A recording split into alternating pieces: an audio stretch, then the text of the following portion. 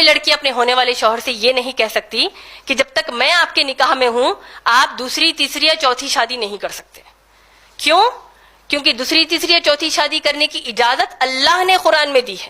سورہ نساء سورہ نمبر 4 آیت نمبر 3 میں اللہ نے دی ہے. اور مسلمان لڑکی کی یہ شرط قرآن کی خلاف جا رہی ہے. کس حد تک کہ اللہ نے سورہ محمد صلی اللہ علیہ وسلم کی آیت نمبر 9 میں کہا، 7 سے 9 میں کہا کہ یہ لوگ یعنی چند مسلمان ایسے ہیں جو اللہ کی نازل کردہ کتاب یعنی کتاب کے احکامات میں سے چند چیزوں کو ناپسند کرتے ہیں تو اللہ ان کے تمام نیکیوں کو برباد کر دیں گے. اور یہاں تک اللہ نے سورہ محمد صلی اللہ علیہ وسلم سورہ نمبر 47 کی آیت نمبر 25 اور 26 آپ پڑھیں گے، اللہ سبحانہ تعالیٰ نے فرمایا کہ یہ لوگ جو اللہ نے نازل کیا اس کو ناپسند کرتے ہیں اور غیر مسلمانوں سے مل کر کہتے ہیں کہ اس مسئلے میں تو ہم تمہارے ساتھ ہیں، ہم کو بھی یہ اسلام کی چیز نہیں پسند. تو اللہ سبحانہ تعالیٰ فرماتے ہیں کہ موت کے فرشتے کیسے ان کی روح قبض کرتے وقت ان کو چہرے پر ان کی پیٹھ پہ مار مار کر ان کی روح کو قبض کریں گے اور کہیں گے کہ کیسے تو نے اس چیز کو پسند کیا جو اللہ کو ناپسند تھی اور اس چیز کو ناپسند کیا جو اللہ کی پسندیدہ چیز تھی. تو ایسی کوئی شرط ہم نہیں رکھ سکتے. اس کے علاوہ صحیح بخاری جلد نمبر 7 حدیث نمبر 5090 میں اللہ کے رسول محمد صلی اللہ علیہ وسلم نے ایک بہت اہم نصیحت نکاح کے تعلق سے کی ہے. وہ کیا ہے کہ کوئی بھی مسلمان مرد نکاح کرنے کے لیے ایک دیندار لڑکی کو چنے گا اور اسی طریقے سے مسلمان لڑکی بھی اگر کسی سے نکاح کرنا چاہے تو کسی دیندار مرد کو چنے گی نکاح کے لیے. میں آپ سب کو بتا دوں میری جو بنیادی قرآن حدیث کی روشنی میں جو تعلیم اللہ نے دی ہے، دینداری سے مراد آپ کس کو لیں گے؟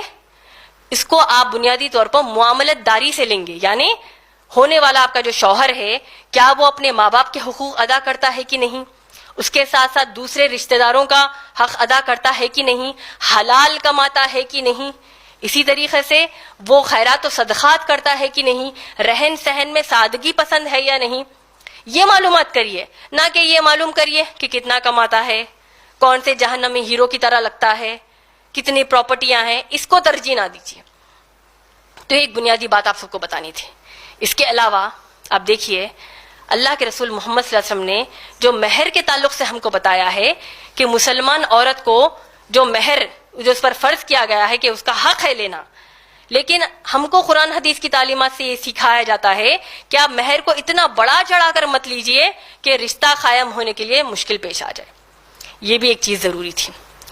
میری تقریر کے دوران جیسے میں نے نکاح کے تعلق سے ولی کی موجودگی کا ذکر کیا تھا، اس میں ایک چیز کو واضح کرنا چاہتی ہوں، وہ یہ ہے کہ ولی قرآن اور حدیث کی روشنی میں اگر کوئی کہے کہ صرف باپ ہوگا لڑکی کا تو یہ بات غلط ہوگی. ولی اس کا باپ ہوگا ٹھیک ہے، لیکن صرف باپ ہونا کہنا یہ قرآن حدیث کی تعلیم سے ہم کو کوئی دلیل نہیں ملتی.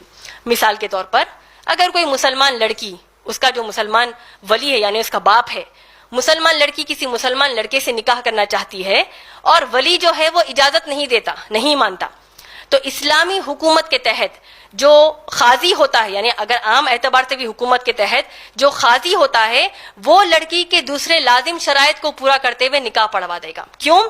کیونکہ اسلام میں لڑکی کی مرضی جو ہے وہ زیادہ اہم ہے بنسبت ولی کی موجودگی کے. یہ ایک بات بھی آپ کو بتا دینا چاہتی ہوں. اس کے علاوہ اس بات کا بھی خیال رکھیے کہ اللہ سبحانہ تعالیٰ نے سورہ نور کی آیت میں، آیت نمبر 33 میں، سورہ نور سورہ نمبر 24 کی آیت نمبر 33 میں اگر آپ کسی دیندار سے نکاح کرنا چاہتے ہیں لیکن دیکھتے ہیں کہ وہ غریب ہے، اللہ اس آیت میں فرماتے ہیں کہ تم شادی کرو، تم نکاح کرو، میں تم کو غنی کر دوں گا. یعنی اگر کوئی مسلمان عورت دیکھے کہ جس سے وہ نکاح کرنا چاہتی ہے وہ دیندار ہے لیکن وہ غریب ہے تو اس کو چاہیے کہ انشاءاللہ وہ نکاح کر لیں، کیونکہ اللہ اس مسلمان عورت کو اس مسلمان مرد کی زندگی میں خوب خوشیاں، خوب انعامات کا اللہ اس کو ذریعہ بنا دیں گے. تو یہ انشاءاللہ بات کا لحاظ رکھیے. اسی اعتبار سے جیسے میں نے کہا کہ مہر بڑا چڑھا کر مت لیجیے، جو منیمم مہر جس کو آپ کہہ سکتے ہیں. احادیث میں جیسے لوہے کی انگوٹھی کا ذکر آیا ہے، صحیح بخاری جلد نمبر 7 کے بے شمار احادیث میں آیا ہے. ایک صحابیہ آئی، اللہ کے رسول محمد صلی اللہ علیہ وسلم سے کہا کہ یا رسول اللہ صلی اللہ علیہ وسلم میں آپ سے نکاح کرنا چاہتی ہوں. اللہ کے رسول صلی اللہ علیہ وسلم نے کچھ جواب نہیں دیا. 3 مرتبہ صحابیہ نے پوچھا، 3 مرتبہ بھی اللہ کے رسول محمد صلی اللہ علیہ وسلم نے اپنی سر کو نیچے کر لیا. ایک صحابی آیا اور کہا کہ یا رسول اللہ صلی اللہ علیہ وسلم میں اس خاتون سے، اس صحابیہ سے نکاح کرنا چاہتا ہوں۔ اللہ کے رسول محمد صلی اللہ علیہ وسلم نے آج کی طرح، آج اگر ہمارے ساتھ کچھ ایسا واقعہ پیش آتا تو ہم لڑکی سے پوچھتے کہ جہیز دینے کے لیے کیا ہے، اللہ کے رسول محمد صلی اللہ علیہ وسلم نے صحابی سے پوچھا کہ مہر دینے کے لیے کیا ہے۔ اور صحابی آپ سوچیں کتنے غریب تھے کہ ان کے گھر وہ جب جا کر ڈھونڈ کر آئے تو لوہے کی انگوٹھی تک ان کے گھر میں موجود نہ تھی۔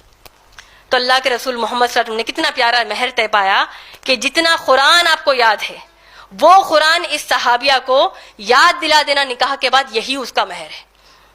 تو ماشاءاللہ اللہ کی توفیق سے بھی جب میرا نکاح جناب عمران سے جب ہوا تھا تو میں نے بھی مہر کی یہی مانگ کی تھی کہ وہ مجھے دعوتی کام کے لیے دائی بنا دے الحمدللہ۔